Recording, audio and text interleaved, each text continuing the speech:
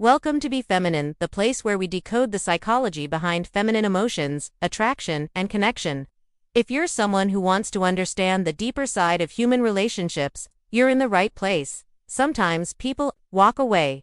They leave quietly or suddenly, and you're left sitting with all the memories, the questions, and the silence.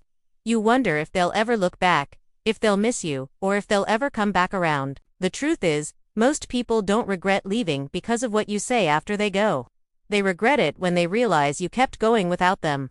When you don't chase them, but instead grow stronger, more centered, more grounded, that's when they feel it. That's when they wonder if they made the right choice. The most powerful thing you can do after someone leaves isn't to try and prove your worth to them, but to remember it for yourself. There's a quiet strength in choosing not to react with bitterness or desperation. When you stop focusing on what you lost and start focusing on what you still have, your time, your energy, your potential, you begin to shift. And when that shift happens, people feel it, even from a distance. Human psychology is wired in such a way that when someone makes a decision, especially an emotional one like walking away, they try to justify it after the fact.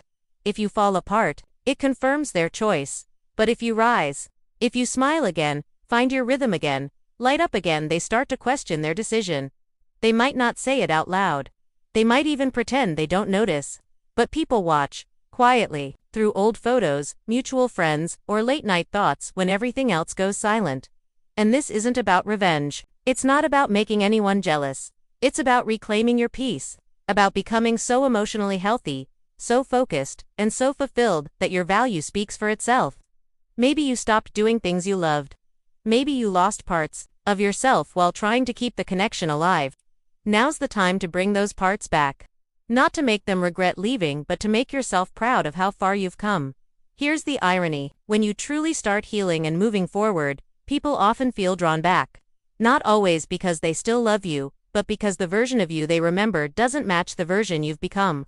That contrast creates curiosity. It creates a pull. And if they come back, it's not to complete your story, but to re-enter a story you're already writing without them. If someone left you expecting you to fall apart, and instead you grew stronger, that's the most powerful answer you could ever give. And whether they look back or not, whether they return or stay gone, you come out stronger either way. Because the goal was never just to make them regret leaving, it was to remember that your life, your peace, and your growth are not dependent on who stays or who goes. They're yours. And they always have been. If this message speaks to something you're feeling or going through right now, just know you're not alone. Healing is not about rushing forward, it's about rising with intention.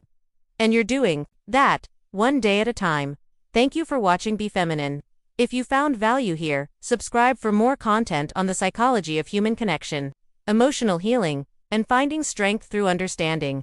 Until next time, keep evolving, keep rising, and never forget your worth.